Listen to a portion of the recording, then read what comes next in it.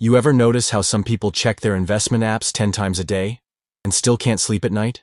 Meanwhile, others barely look at their portfolio, and somehow they're at peace. No panic, no ulcers, just calm. Now, I don't know about you, but I like to sleep. And not just any sleep, good sleep. The kind where you wake up and actually feel rested, not like you wrestled with angels all night. I'm talking about that deep, satisfying sleep where your body heals, your brain resets, and your soul, well, your soul doesn't feel like it's sprinting through a financial minefield. So what's the secret? It's not magic. It's not some secret algorithm from Silicon Valley. It's not a tip you pick up in a trendy finance podcast while sipping mushroom coffee. It's a strategy, a mindset, a posture toward life.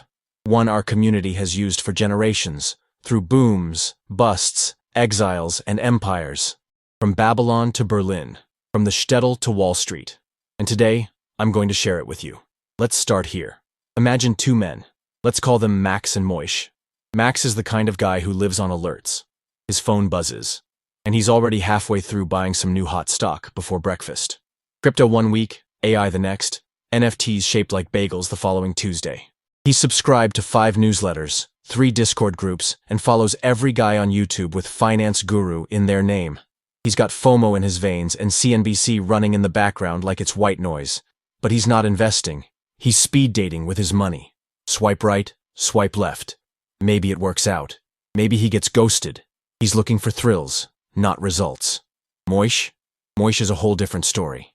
He's the kind of guy who irons his shirts on Sunday, meal preps on Monday, and rebalances his portfolio once a year, maybe. He's got a spreadsheet so simple it fits on one page.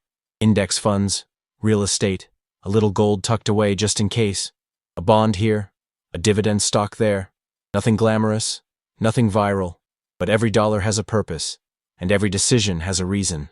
Now guess who's sleeping like a baby? Exactly. See, in Jewish tradition, money is not meant to control you. It's meant to serve you. It's a tool, not a tyrant. It's how you put bread on the table, send your kids to school, help your neighbor when their car breaks down, support your community when it matters. It's how you build a home, not just a house. How you create stability that survives the storm. That means we don't gamble with it. We don't treat the market like it's a blackjack table in Vegas. We treat it like bread. Yeah, bread. You don't bake it at 900 degrees and hope for the best. You mix it, knead it, cover it, let it rise. Slowly, gently. The yeast works its quiet magic over time. You don't rush it, you don't poke at it every 5 minutes. You just wait and trust the process. And when the timing is right, not a second sooner, you bake it. And what do you get? Warm, fragrant bread that fills the house. It feeds you. It satisfies. It nourishes. It's not fast food. It's slow provision. And that's how money should be. Now I know what you're thinking. But Moish, isn't investing supposed to be exciting? Sure. If you're a hedge fund adrenaline junkie. If your idea of fun is riding emotional roller coasters, go ahead. But for regular people who want to live, sleep, and not have a heart attack every time the market dips 2%, it should be boring. Delightfully boring. As boring as watching paint dry on a calm Sunday afternoon. As boring as Sunday leftovers. As boring as cleaning out your fridge and realizing everything is still fresh. Because you planned well. Let me tell you what my grandfather used to say. Wise man. Built his own furniture. Fast money makes fast problems. He came from Poland, with nothing but a suitcase, 2 shirts, and an ability to smell a bad deal from 10 feet away. He wasn't rich by Instagram standards. No private jets. No watches that cost more than a car. But his family never lacked.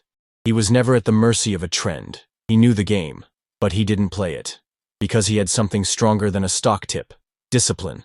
He taught me that financial peace doesn't come from predicting the next market move. It comes from mastering yourself. So what's this strategy I keep talking about? We call it slow, sacred, and diversified. Let's break that down. Slow. We don't rush. We don't FOMO. We don't invest with our feelings. When everyone's panicking, we breathe. When everyone's euphoric, we pause. Because the Torah teaches, impulsiveness leads to regret. And regret in the stock market? That's expensive regret. There's a reason the Talmud says, who is wise? The one who sees what is born. Not what's shiny, what's sustainable. Not what makes noise, what builds roots. Slow money isn't lazy money. It's smart money, like planting an olive tree. it takes years to bear fruit. But once it does, you've got oil for generations. You've got shade. You've got legacy. Sacred. Yes, sacred. I know people don't usually use that word for money. But in our tradition, how you earn, save, spend, and give your money, it matters. It's not neutral. It's not just business. It's a reflection of your values. You don't invest in things that go against your conscience. You don't get rich off someone else's ruin. You don't put your money in something you'd be ashamed to explain at your niece's bat mitzvah. If you wouldn't be proud of it, don't profit from it.